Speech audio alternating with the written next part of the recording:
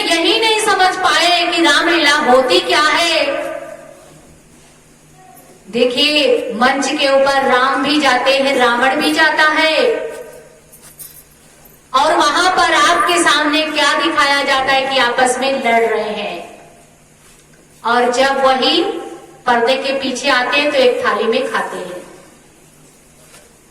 माताओं, बहनों, भाइयों, विचार करो कि जो राम बन के मंच पर आपको दिखा रहे हैं, अगर वो भी अपने जीवन में खरे नहीं उतरे, अपने माता पिता की आज्ञा का उन्होंने पालन नहीं किया, बड़ों का आदर सम्मान नहीं किया, तो फिर वो क्यों रामलीला कर रहे हैं? क्योंकि प्रभु श्री रामचंद्र जी तो मर्यादा पुरुषोत्तम थे, जिन्होंने अपने माता पिता की आज्ञा का पालन किया और 14 साल तक वन में रहे, कष्टों को सहन किया। पर आज मानव केवल कथनी में लगा हुआ है, उसे कर्म में नहीं उतार रहा है, जीवन में नहीं उतार रहा है।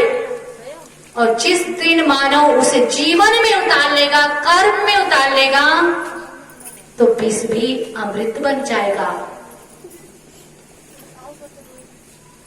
तो हम आपको श्री गुरु महाराज जी ने मौका दिया हुआ है इस कली काल के अंदर, तो मौके का हम सभी लोग फायदा उठाएं।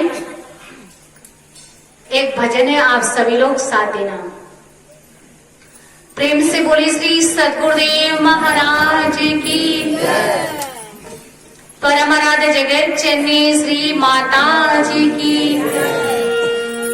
ये बात उस समय की है कि हम आप भी भक्ति करते हैं, हमारा कितना प्रेम है भगवान से, कितना लगाव है, हम कितना इंतजार करते हैं। और ये बात सतयुग की है, जिस समय भगवान विष्णु से सैया पर विराजमान थे, लेटे हुए थे, माता लक्ष्मी चरण दबा रही थी, और एक कछुआ आता है और कभी वो सोचता है कि मैं भगवान के श्री चरणों का दर्शन करूं, कभी सोचता है मैं मुखारविंद का दर्शन करूं। मुखारविंद की तरफ आता है तो शेषनाग जी फुफकार मार देते हैं। जब चरणों की तरफ जाता है तो माता लक्ष्मी पानी से उसको हटा देती है। वो निराश होकर के वापस चला जाता है, तो उस समय आकाशवाणी होती है कि मैं त्रेता के अंदर राजा दशरथ के यहाँ अवतार लेकर के जब आऊंगा और आप केवट के रूप में आएंगे, तो आप भरपूर मेरा दर्शन कर लेना।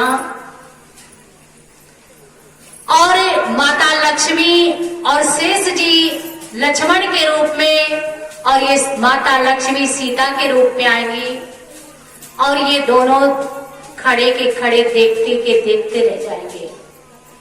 तो माताओं, बहनों, भाइयों, जिस समय भगवान राम का वनवास हुआ, भगवान क्या नहीं कर सकते थे, क्या नहीं करने वाले थे, छोटी सी नदी क्या नहीं पार कर सकते थे, पर उनको भक्तों को दर्शन देना था। और जब भगवान गंगा किनारे जाते हैं और जाकर के नौका मांगते हैं, तो एक भजन है, आप लोग साथ प्रेम से बोले श्री सद्गुरुदेव महाराज की। केवट भैया हो नैया के खेवैया,